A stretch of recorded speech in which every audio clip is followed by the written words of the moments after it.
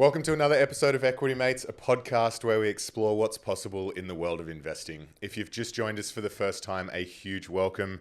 We have a massive episode today. We're going to start with the collapse of Bonza.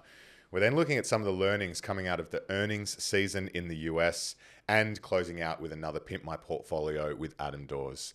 My name is Bryce, and to chat through it as always is my equity buddy Ren. How are you? I'm good, Bryce. Very excited for this episode to pull back the curtains on what's going on here at Equity Mates. Very excited to see you again because you've been away for a week. Yeah. Getting tanned in the Whitsundays. Getting my tan on. Lucky enough to spend a few nights up in the Whitsundays for my sister's 30th. Few nights. Feels like it's been a month. Nah, 6 nights. Happy birthday. Happy 30th, Claire. Yes, happy 30th, Claire. Spent lovely time with the family. Don't often get to spend a good chunk being, obviously, mum and dad are still in Wagga. So it was lovely. Got to see the reef, Great Barrier Reef. How's that going?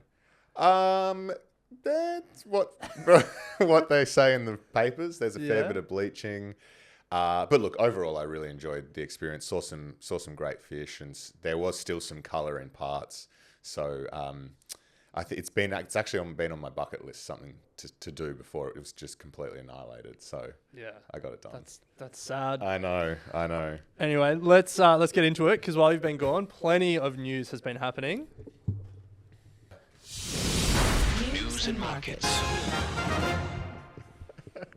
Now, Bryce, you mentioned Bonza at the top, but before we get into that, probably the biggest news in financial markets at the moment is US interest rates.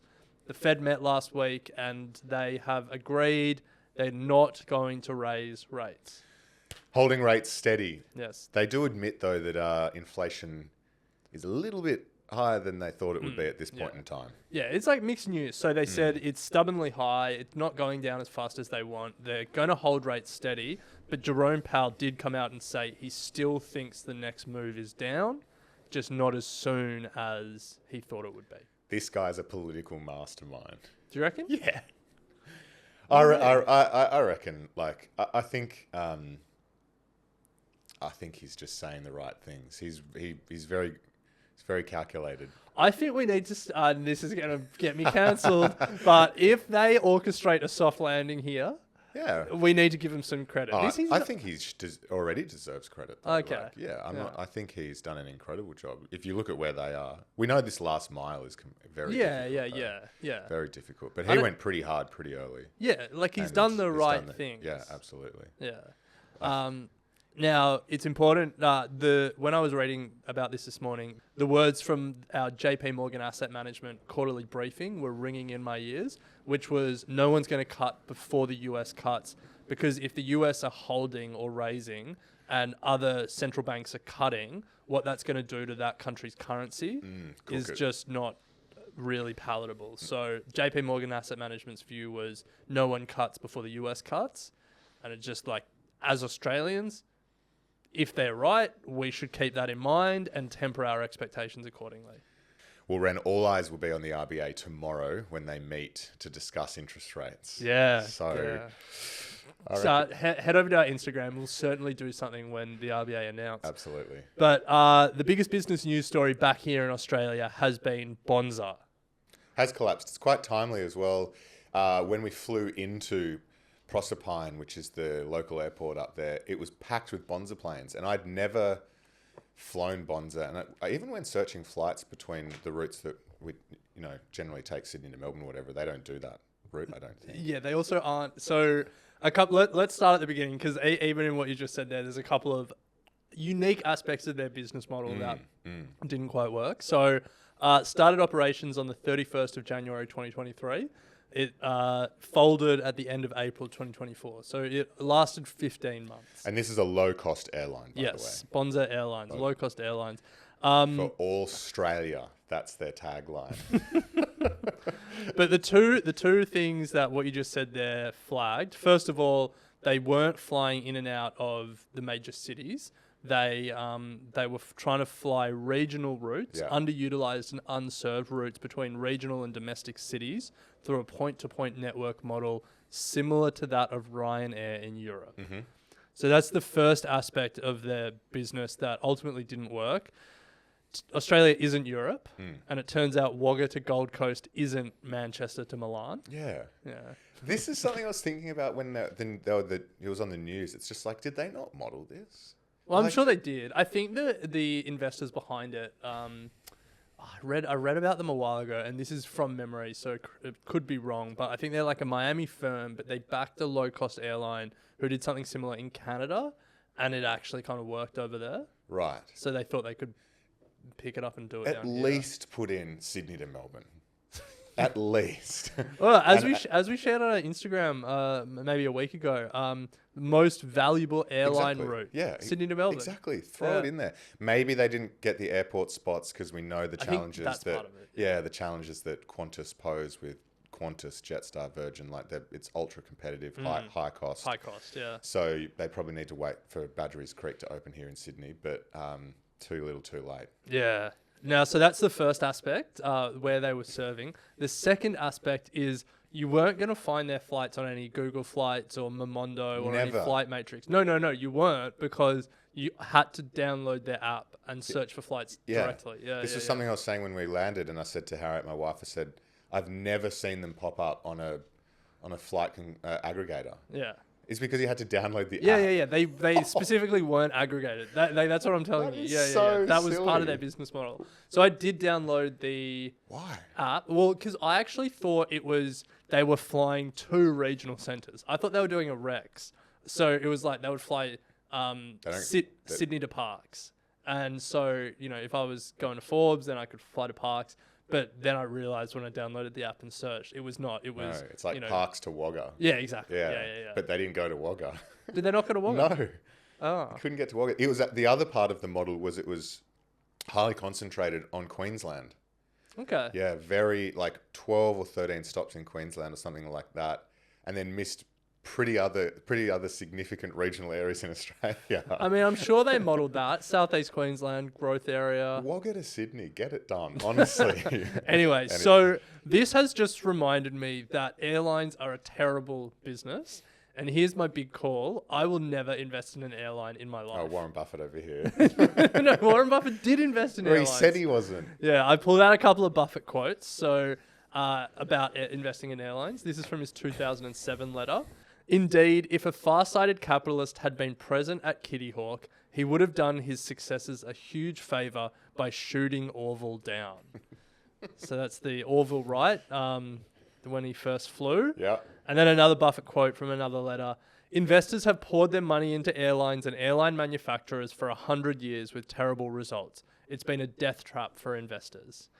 I think it's also a shame, or potentially an indication of the, I don't know if competitiveness is the right word, but the fact that we can't get decent airline competition in Australia, I think, is a bit of a problem as well. But Yeah. these airlines should be able to survive. But Well, no, like part of the reason is because it is the most difficult industry in the world because you're competing with government subsidized yeah, that's what I mean. players. Like, Yeah. You're like up it's against. an irrational industry. Yeah. But Qantas, even one of the best airlines in the world, Australia's darling, Australia's protected darling, in the last 20 years, what do you reckon its share price has done? It's flat. No, it's up 50%. Okay. Yeah. But I think, it's paid maybe a dividend or two over that time, but not a heap of dividends coming from Qantas. I will never invest in an airline. Yeah. Hold me to that. Okay. Deal. Now, Bryce, the other big bucket of news that you've been missing while you've been on your holiday is earnings season in the United States is in full swing. Full swing. We've got Q1 results coming out, so we're going to look at 3 key lessons. Now, we haven't really had it in Australia because most companies report half yearly. We've had some quarterly results, but really the focus of this is what are we learning out of the US? And learning number one, inflation has not gone away. No. I mean, not surprising given how we started this show talking about Yes. interest rates and all of that. But here's just some of the company highlights that sort of point to it. And I guess some of the contributing factors. So UPS, the delivery company, called out rising gas prices and they've brought back fuel surcharges for deliveries. And that oil price story is going to be an important one for inflation with ongoing conflict in the Middle East. time. But that UPS called it out. PepsiCo reported that inflation is still all throughout their pipeline. Chipotle reported a wage increase and higher tech costs to support new restaurant software. The wage story is going to be an important story in Australia and in the US. Ford reported higher than expected cost in their EV division, meaning they lost more money than they thought they would in that space. They thought they were going to lose money. They lost more money. JB Hunt, a company that isn't as well known, but an important one for this story, a trucking company, had this to say about the economic backdrop. We continue to face inflationary cost pressures, despite also facing deflationary pricing pressures. That's tough. That's tough. That is very tough. Yeah. So we'll have to keep an eye on this one, but it's like that. It's going to take time, I think, is the story. Learning number 2. Yeah. The smaller tech names are back. How small? Still massive. But not the giant Magnificent 7. No. These are the tech names that had a massive run up in 2021 and then got smashed in 2022 and 2023, and they were doing layoffs. Their share prices were falling 80 or 90%. People were wondering if there was going to be bankruptcies. To their credit, there weren't a lot of bankruptcies. Also, to their credit, it seems like a lot of them doubled down on what worked and cut a lot of fat around things that didn't work. Yeah. You know, the classic example for me is Spotify spent about $2 billion on podcasts, and they just said, this is a losing bet, cut that, refocus on what works. So 2 examples that illustrate this, but it is a much broader trend in a lot of these names. Honestly, side note, we're going to look back at like 2022 and kick ourselves for not buying more of Shopify, Snap, Netflix. Spotify, like all those smaller tech names. Separate conversation. Maybe let's do a segment on that. The smaller tech names that we wish we'd bought 2 years ago. How depressing. I mean, even Tesla. Yeah, I saw something. Yeah, Netflix has more than doubled. Yeah. Okay. Anyway, 2 examples that I want to bring from this reporting season. First of all, Snap. Snapchat always outperformed. You love Snap. People always wonder who uses Snapchat You anymore. do. Well, let me tell you who uses Snapchat. 422 million people daily. That is their daily active users number, up 10% from a year ago. Pretty phenomenal. But, this is one of those ones that I think always comes out and surprises. But their stock price hasn't done a lot since 2022. No, but if you look at like the last 6 months, it's done well. Yeah, but so what? So is every company in the S&P 500. Not every company. Very close Not to Boeing, it. not Tesla. Anyway, let me tell you more about Snap. Quarterly revenue up 20% from a year ago, up to just over $1 billion. Still not profitable, but some impressive numbers. Spotify was another one I mentioned earlier. How about these set of numbers? Monthly active users up 19% from a year ago to 615 million. Paid subscribers up 14% to 239 million. Revenue up 20% and the highest ever quarterly profit. Spotify focused on what works, and they're doing well. The story with a lot of these, and it'll continue to play out over the next couple of weeks, is these tech companies that have just laid off thousands and thousands of people. It's starting to pay dividends because their cost lines are now so much reduced, far reduced. Yeah. Anyway. Well, speaking of paying dividends, let me get to learning number 3, which is AI may be expensive, but Google can still pay a dividend. Yeah, first dividend ever. First dividend ever. Yes. Yeah. So all of the big tech players announced big increases in CapEx spending, like capital spending, and it's all because of AI. Meta, they flagged a $3 billion annualized increase in spending because of AI, so that'll get them to around $10 billion per quarter in costs. That's like total cost, not just AI, but the increase in cost is driven by AI. Microsoft said capital expenditures jumped 79% from a year earlier to around $14 billion for the quarter. And Alphabet, the owner of Google, said it spent $12 billion in the quarter just on capital expenditures, soaring 91% from a year earlier. So CapEx bills are rising because of AI, and that's because they need more computing power, they need more data centers. it's an expensive enterprise. But even with this increased AI spend, one of the biggest headlines from this earnings season is that Google is paying its first dividend, 20 cents a share. But don't worry, they also are doing a $70 billion stock buyback as well. It's crazy. These tech companies continue to amaze me. I read recently that Microsoft are apparently exploring developing their own nuclear reactors. Yeah, I know, because of the energy requirements. Because they are going to require for so AI. much energy for their AI. Yeah, crazy. Now that's a capital expenditure. Yeah, Imagine yeah, doing yeah, the yeah. budgets for that and being like, guys, we need to factor in a nuclear reactor. Yeah. And Yeah. Well, honestly, like that is crazy. you think it's crazy, and then you stop and you say, well, these companies are bigger than most countries. Yeah. And they've got energy needs bigger than most countries. And then it's like, yeah, okay, well, now it's starting, I guess, to make sense that they vertically integrate a lot of things in their supply chain when they think they can do it more efficiently. And if I was an American company looking at the US electricity grid, and, you know, well, a lot of electricity grids are struggling with this transition to net zero, you'd probably say we might be able to do this more efficiently. Definitely. Well, to put that into context, in 2019, Microsoft planned to open 100 data centers over the next decade. They are now building more than 100 every year and are increasing their number of data centers from 192 today to 800 in the next 4 years. Jeez. That is crazy. So Microsoft experimented with an undersea data center because obviously one of the biggest challenges with data centers is keeping it cool because it's just like so many computers running, it gets hot, so the massive air conditioning bills. And so they were like, what if we put it under the water to keep it cool? And like the rate that we're building data centers, we might need to start doing that. Yeah. Probably not good for the reef. We are in a crazy time at the moment. These companies are just... What about, so you know big. what is freezing cold? Space. Yes. Space data centers. Elon.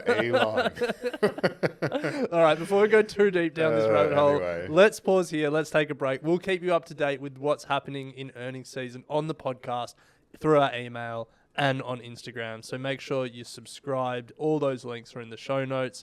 We're going to take a quick break here, and on the other side, we're going to be joined by Adam Dawes for another edition of Pimp My Portfolio. It is time for... This is Pimp My Portfolio. Pimp My Portfolio. That's right. It is Pimp My Portfolio, the time we bring in an expert and a community member to get their portfolio pimped. And it is our pleasure to welcome our expert to the studio, Adam Dawes. Great to be here, guys. And our Equity Mates community member, Richard. Richard, welcome to Equity Mates. Hi guys, how you guys doing? We're very well. We're very excited for this one. So to kick things off, Ren, what does Richard's portfolio look like? Yeah, so it looks like we've got a portfolio of ETFs here. A number of Vanguard ETFs, the Aussie Shares High Yield, Aussie Shares, Diversified Growth, Diversified High Growth. That fund is also held off market, the High Growth Index Fund, the Vanguard MSCI Index International, and then finally an iShares ETF, S&P 500 ETF. So there's 7 ETFs, and then there's one individual stock holding, and that's ResMed, which is just shy of 10% of the portfolio. So, Dawsey, what do you think? Well, look, I think, Richard, you've got a good portfolio here, but we're going to give it a name of a double up. I think you're sort of doubling up on the ETFs that you've got in there. Did you just sort of choose these sort of at random, or are you sort of, there's some plan behind this? It's just like so as young, I watch a lot of like podcast and a lot of recommendation on YouTube. So Okay. that's why I'm thinking that as I'm young, I should take risks. So that's why I start to like purchase some of the ETF and see how it's go. Yeah. But right now, as I go through my portfolio, I think it's kind of be overlapping like some of them. So that's why I'm saying. It's definitely overlapping and just taking the two. So I really like Vanguard as an ETF provider. They have very low MERs, MER meaning management expense ratios. So they are some of the lowest in the market. So you're doing very well by keeping with the Vanguard theme there. But then also you've got, the Australian high shares yield as well as the Australian shares. Now, both of those ETFs will have BHP, Commonwealth Bank, Woolworths, and all of those. So you've sort of doubled up on those two. By buying two different ETFs, you're still doubling up on the individual stocks that are inside of that. So I think that's something that you need to look at.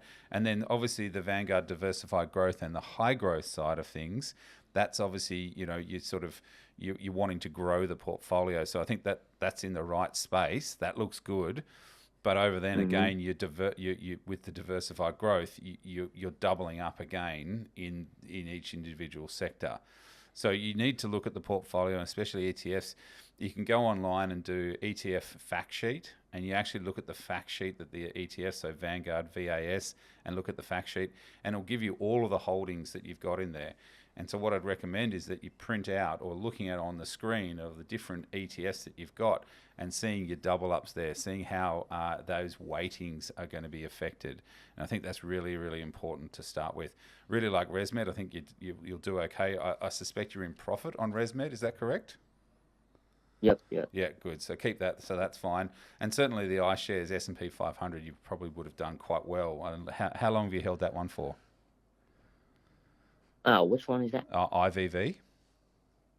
I've been holding it probably around 4 or 5 months already. Okay, so you've made some money. Yeah, that's been good. So that's been good for you. But I would definitely look at which one would you choose? I mean, I suspect that you're sort of quite young still. So the high growth, the Vanguard Diversified High Growth Fund is probably better for you because you've got time for it to grow. But also if we have a bit of a blip in the market, you've got time to make that back. And potentially if you do look into the high growth side of things, the Vanguard, which is the VDHG, you look into that, it will then have subsectors or asset allocation. So Ren, we were talking about it before. It's got 30% Aussie. Yeah, about 30% Aussie, about then 40% global shares. Yeah. It's got a little allocation to small companies and emerging markets, and then some fixed income as well. So that makes sense to me with a lower balance of a portfolio is to basically selling some of these other ones and just putting it into that high growth side of things. That will give you more money in one ETF, and that'll allow the ETF to then to grow over time. And I think that's probably better than having these sort of different shares all doubling up and overlaying. And then we like it to what's called the core versus satellite. You've got to have the core portfolio, which could be the diversified high growth side of things. And then you can have some fun with some speculatives or some stuff on the outside if you're putting more money into the market on a regular basis. Richard, you're at uni, right? You're very, you said you're young. That's right. You're at uni, and are you just putting a bit of money in each week or each fortnight? How are you approaching building the portfolio? It is like 50% of my income will go toward ETF and fund. Fortnight and monthly is my currently investment right now. I got two brokers. One is Common Sachs, and second thing is Vanguard. So the Vanguard would be fortnight, but Common Sachs is gonna be like the monthly investment. Nice. I think, Richard, it looks like you're doing a lot of things right. Like you're starting young, you're investing 50% of your income. Like that's great. Yes. And you're investing regularly, fortnightly or monthly. So I think there's a lot of great things there with your personal finance habits. One thing that people often get tripped up on is they feel like they need a lot of different lines in their portfolio. Yeah. And it makes sense because we always hear about needing diversification. But the great thing with these ETFs is that they are diversified themselves. So, you don't feel like you need 6 or 7 ETFs to be diversified. If you get some of these ETFs are diversified enough, and the one that Adam was talking about, VDHG, you've got global stocks, you've got diversification across asset classes. There's plenty of diversification built into that product. Yeah. And Adam, correct me if I'm wrong, but it's more beneficial more often than not to get a reasonable, $5,000 to $10,000 position in VDHG than multiple little Yes. $500 positions Yeah, all over correct. the place. And then having that regular contribution strategy that you're doing, Richard, is that when markets are up, you're continuing to contribute. And then when markets are down, you're continuing to contribute. So over the longer period, you get a better portfolio with better cost bases going forward. So, yeah, you're doing it right. It's just that you've got these sort of mismatch of ETFs in there. And I think cleaning that up will do better for you in the long run. Love it. Well, Richard, I hope Adam's been able to provide some general advice there for you that will help you clean up the portfolio and put you in a better position. But as Ren said, I think there's so many things that you're doing right. We look at ourselves when we were in our 20s. We definitely weren't doing this. Putting So 50% of our income 50% of our income to definitely going to other things. So well done. And I hope you got something out of today's session. Yep, definitely. That's a to be honest, that's a good guy for me right now. Awesome. I watch a lot of ETF, a lot of YouTube videos because I don't know exactly what should I focus on right now. Well, I think, as Adam was saying, there's nothing wrong with focusing on one of them that's in your portfolio at the moment, VDHG, but you're definitely on the right track. So it's all there in front of you. Yeah. All the best with it, Richard. Good luck. All right, oh, good guy. If you'd like to submit your portfolio, just like Richard did, then head to equitymates.com/contact and there'll be a section for Pimp My Portfolio. And if you'd like to sit down with Adam Dawes, head to equitymates.com/advice and tick the Adam Dawes box and we'll make sure we connect him with you. But Adam, as always, absolute pleasure. Yeah, thanks so much. It's great to be here, guys.